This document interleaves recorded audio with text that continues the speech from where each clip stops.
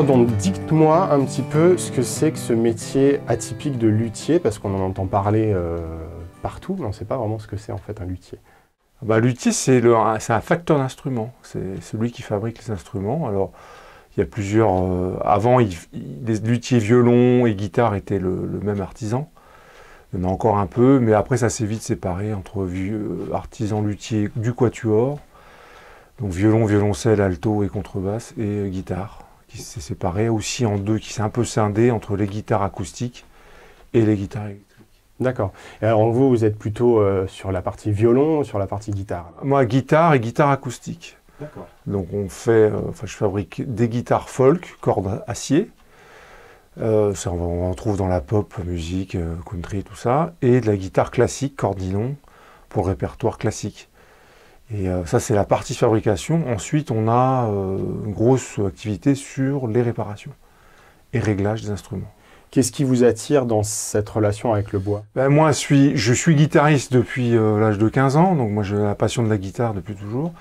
Et puis donc le bois, c'est venu un peu, j'ai fait des études, mais après je me suis reconverti en menuisier à l'âge de 22 ans.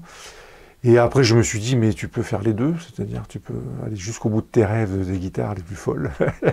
Tu te les fabriques toi-même. Et puis voilà. Le plus difficile, c'est plutôt les guitares classiques. Parce que ça nécessite une construction plus fine des tables d'harmonie, parce que les cordes tirent moins sur l'instrument qu'une corde en acier, la tension est moindre, donc on est obligé d'affiner un instrument plus loin pour avoir le maximum de rendement acoustique.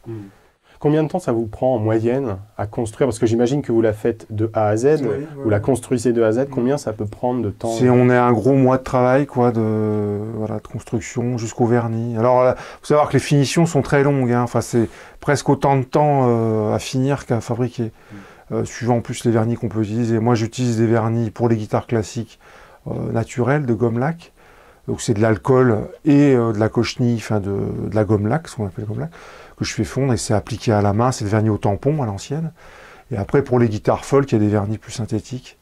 En matière de coût, quand on achète chez vous une guitare de A à Z, combien ça pourrait nous coûter? Alors pour les guitares classiques, c'est plus cher, on est autour de 3800, 4000 €, voilà. Et les folk, j'essaie de faire un peu moins cher pour essayer de baisser un petit peu. Et on est entre 2005 et 3000 suivant ce qu'on fait, suivant les essences qu'on utilise de bois aussi, parce que ça peut vite grimper.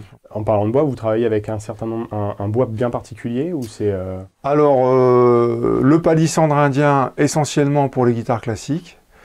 Et là, j'aime bien travailler l'érable. Alors c'est blanc, alors c'est sûr que c'est pas très à la mode, mais c'est un super bois de caisse. Est-ce qu'il y a une guitare particulière qui vous reste en mémoire, que vous avez dû à fabriquer, quelque chose d'atypique, ou un rêve, une guitare bien particulière que vous aimeriez un jour pouvoir faire? Moi, c'est les guitares Loden. C'est des guitares en cèdre. J'ai fait un modèle qui s'en rapproche, mais c'est un luthier irlandais qui a travaillé du noyer et du cèdre. Et voilà, elles ont des sons... mais bon, je ne connais pas le barrage, enfin la mécanique à l'intérieur, je ne le connais pas, le moteur, je ne le connais pas. Donc je tâtonne, là, j'essaie de trouver... il y a quelques photos qui traînent, alors je m'inspire de ça et j'essaie de m'approcher un petit peu de ce son-là, mais c'est pas simple. Vous travaillez donc avec différents bois, différentes natures de bois. Est-ce que ça influence sur la sonorité finale de l'instrument? Oui. C'est fondamental, c'est-à-dire déjà, en fait, il faut savoir que pour une guitare, bon ça c'est une guitare que je suis en train de réparer. Déjà, il y a deux types de bois possibles, c'est soit l'épicéa, soit le cèdre. L'idée c'est d'avoir un grain de fil extrêmement serré, voilà, et pas de défaut, c'est-à-dire pas de nœud, pas de déformation. Et après, il y a la construction interne, ce qu'on appelle le barrage, qui va, là, pour le coup, c'est le moteur de la guitare. C'est ce qui permet, on va dire, de sculpter plus ou moins le son de la guitare. Et ça, chaque luthier va trouver sa solution. C'est très évolutif.